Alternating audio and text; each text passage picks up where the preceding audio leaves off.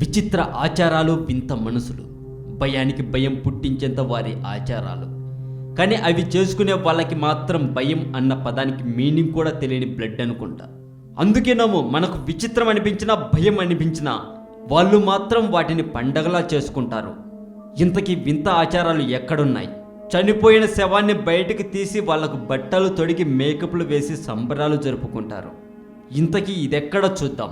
Indonesia ద్వీపకల్పంలో ఒకటైన సల్వాసిలో ఒక వింత ఆచారం ఉంది. ఇంతకీ వింత ఆచారం ఏంటనే కదా మీ సందేహం? ఎవరైనా చనిపోతే మనమైతే అదే రోజు పూజ చేస్తాం లేదా కాల్ చేస్తాం. మహా అయితే బంధువులు వచ్చే వరకు ఒక 3 రోజులు ఆగగలం. కానీ ఇక్కడ అలా కాదు. ఇక్కడ ప్రాంతంలో మనిషి చనిపోతే ఆ మనిషి అంత్యక్రియలకు గేదెను బలి ఇవ్వటం వీళ్ళ ఆచారం. అలా గేదెను బలి ఇవ్వకపోతే చనిపోయిన వ్యక్తికి పునర్జన్మ ఉండదని వీళ్ళు నమ్మకం. మరి గేదెకు పునర్జన్మకు లింక్ ఏంటి అని అనుమానం వస్తుంది కదా. చనిపోయిన వ్యక్తి అంత్యక్రియలతో పాటు గేదెను కూడా బలి ఇస్తే ఆ వ్యక్తి మళ్ళీ పుడతాడట. అంతేకాదు, ఆ చనిపోయిన వ్యక్తికి పునర్జన్మను ఆ గేదె తీసుకొచ్చే వాహనంగా పనిచేస్తుందని వాళ్ళ గట్టి నమ్మకం. అయితే ఇక్కడే ఇంకొక ట్విస్ట్ ఉందండి. ఏమిటో తెలుసా? ఒకవేళ పేదరికంలో ఉన్న వాళ్ళు అయితే వాళ్ళకి డబ్బు లేకపోవడం వల్ల గేదెను కొనలేకపోతే వాళ్ళు డబ్బు సంపాదించుకొని గేదెను కొనే వరకు చనిపోయిన వ్యక్తి శరీరం వాళ్ళ ఇంట్లోనే వాళ్ళతోనే ఉంటుంది.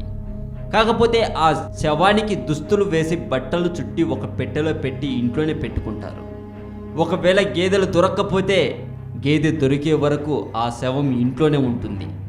అంతేకాదట, వాళ్ళు తినే ఆహారం శవానికి పెడతారట, బట్టలు మారుస్తారట, అప్పుడప్పుడు అతన్ని గుర్తు చేసుకొని ఏడుస్తారట. చనిపోయిన వ్యక్తి ఆరోగ్యం క్షీణించింది అని మాత్రమే అనుకుంటారట వాళ్ళు. ఇలా ఎందుకు చేస్తారు? భయం వేయదా మీకు అని అడిగితే, మాకు భయం కంటే మా పూర్వీకుల మీద ప్రేమే ఎక్కువ అని అంటారట. ఇంతటితో వాళ్ళ ఆచారం అయిపోయింది అనుకోకండి. కొద్ది సంవత్సరాలకు ఒకసారి మానేని పేరుతో పండుగ జరుపుకుంటారట. ఆ పండుగ రోజు సమాధిలో ఉన్న మృతదేహాన్ని బయటకు తీసి వాళ్ళకి స్నానం చేయించి అందంగా ముస్తాబు చేస్తారు. వాళ్ళకి మేకప్లు వేస్తారు, కొత్త బట్టలు తొడుగుతారు, ఆ మృతదేహాలతో కలిసి సంబరాలు చేసుకుంటారు. ఇలా ఎందుకు అంటే మా పూర్వీకులకు మేము ఇచ్చే గౌరవం అని సింపుల్గా సమాధానం చెబుతారు. ఇప్పుడు ఇంకొక వింత ఆచారం గురించి మనం తెలుసుకుందాం. పెళ్లి జరిగాక వాళ్ళ ఫస్ట్ నైట్ రోజు గదిలో భార్యాభర్తలు ఉంటేనే ఒకరికొకరిని చూసుకొని సిగ్గుపడతారు. అదే గదిలో అందరు బంధువులు ఉంటే వాళ్ళ ఎదురుగా ఫస్ట్ నైట్ జరుపుకోవాల్సి వస్తే అప్పుడు పరిస్థితి ఏంటి? ఇదే ఆచారం సింగపూర్కు చెందిన ఒక కుటుంబంలో ఉంది. ఇప్పుడు దాని గురించి తెలుసుకుందాం. శృంగారం అంటే 4 గోడల మధ్య రహస్యంగా 2 వ్యక్తుల మధ్య జరగాల్సిన కార్యం.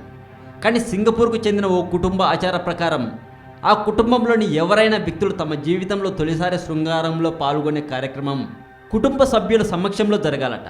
అంటే వివాహానంతరం జరిగే తొలి రాత్రి గదిలోకి ఆ కుటుంబ సభ్యులంతా వచ్చేస్తారు. వారంతా చూస్తుండగానే స్త్రీ పురుషులిద్దరూ నగ్నంగా మారి శృంగారంలో పాల్గొనాలి. ఈ దృశ్యాలను చుట్టుపక్కల ఉన్న కుటుంబ సభ్యులు వీడియోలు కూడా తీసుకుంటారట. వీడియోలు తీసుకోవడమే కాదు, వాటిని భద్రపరుచుకుంటారట. ఇది చాలామందికి ఆశ్చర్యంగా అనిపించవచ్చు. కానీ ఎన్నో తరాలుగా మా కుటుంబంలో ఈ ఆచారం ఉంది. కుటుంబంలో అన్నో తమ్ముడో కొడుకో ఇలా తొలిసారి శృంగార జీవితంలోకి అడుగు పెడుతుండడం మాకందరికీ గర్వకారణం. అలాంటి అరుదైన సన్నివేశానికి ప్రత్యక్ష సాక్షిగా ఉండడం మాకు సిగ్గుగా అనిపించదు. ఇలాగే చెబుతారు వాళ్ళ కుటుంబ సభ్యుల్లో ఎవరిని అడిగినా. ఇప్పుడు ఇంకొక వింత ఆచారం గురించి తెలుసుకుందాం. వినాయక చవితికి మనం మహా అయితే వినాయకునికి శాకాహారం నైవేద్యంగా పెడతాం. కానీ ఇక్కడ వినాయకుడికి మాత్రం మందు ఉంటుంది, మాంసం ఉంటుంది. ఇంతకీ ఇదెక్కడో మనం తెలుసుకుందాం. వినాయక చవితి రోజు వినాయకునికి పూజ అంటే పులిహోర, ఉండ్రాళ్ళు, పరవాన్నం, పండ్లను నైవేద్యంగా సమర్పించి పూజిస్తారు. అయితే కర్ణాటకలోని కొప్పల్ జిల్లాలో ఓ విచిత్ర ఆచారం ఉంది. అదేంటంటే అక్కడి ప్రజలు గణేశునికి మాంసం, మద్యం నైవేద్యంగా పెడతారట.